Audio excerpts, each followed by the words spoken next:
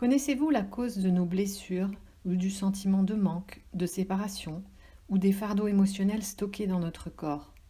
Savez-vous ce qui génère la souffrance, la douleur, les dépendances ou le fait de chercher à l'extérieur la réponse à nos besoins essentiels comme l'amour? Tout cela a la même cause et elle se trouve dans la petite histoire que je vous raconte maintenant. C'est l'histoire d'une goutte d'eau dans l'océan qui ne voit pas qu'elle fait partie de l'océan, qu'elle est l'océan.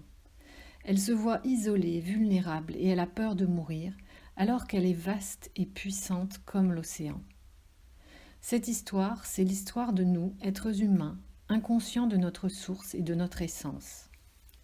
Nous sommes la goutte d'eau de l'océan en tant qu'humains, c'est-à-dire notre corps physique et notre personnalité, et l'être, ou l'esprit, est relié au tout, c'est-à-dire à l'océan, avec les mêmes pouvoirs.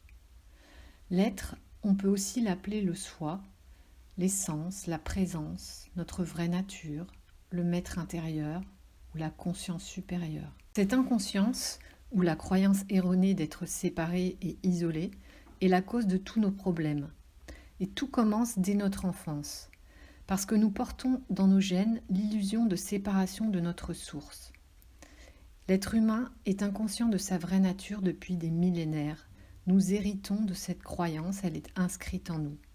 Par conséquent, c'est ce que nous allons attirer à nous au cours de notre expérience. Dès notre enfance, nous allons faire l'expérience de la séparation. La séparation physique avec notre mère et dans nos perceptions.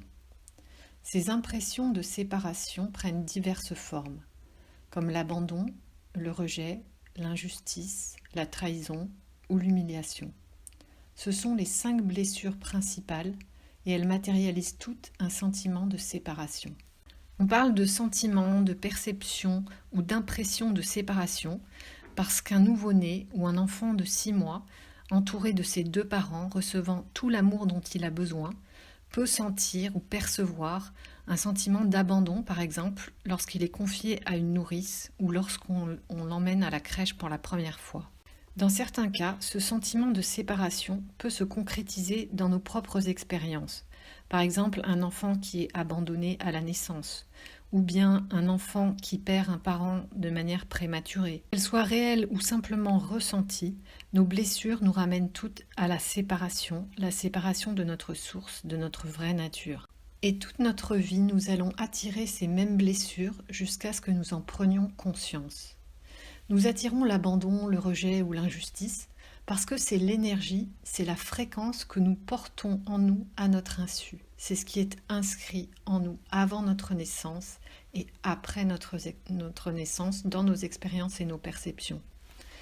Et ces scénarios, ils se répètent jusqu'à ce que nous remontions à la racine de toutes les causes, c'est-à-dire l'inconscience de notre vraie nature, et que nous choisissions de la reconnaître. Alors que faire ? Comment sortir de l'engrenage de nos blessures, de nos croyances limitantes, des émotions enfouies, des blocages et de notre impuissance présumée? Il existe plusieurs clés. La première passe par la reconnaissance de sa véritable nature et des lois universelles. La seconde clé est la connaissance du pouvoir et l'utilisation de son énergie vitale et de sa conscience. La troisième clé est la connaissance de ses blessures, leurs symptômes et leurs conséquences. La quatrième clé est celle de la connaissance du rôle de ses émotions, de leurs messages et de leur fonctionnement. La cinquième clé est d'apprendre à se relier à sa véritable nature et à réactiver ses pouvoirs souverains. La sixième clé est l'ensemble des pratiques à la portée de tous, ces pratiques qui donnent de l'espace à notre vraie nature et qui permettent de garder la connexion à soi. La septième et huitième clé est la connaissance et la reliance avec les aides spirituelles à notre disposition.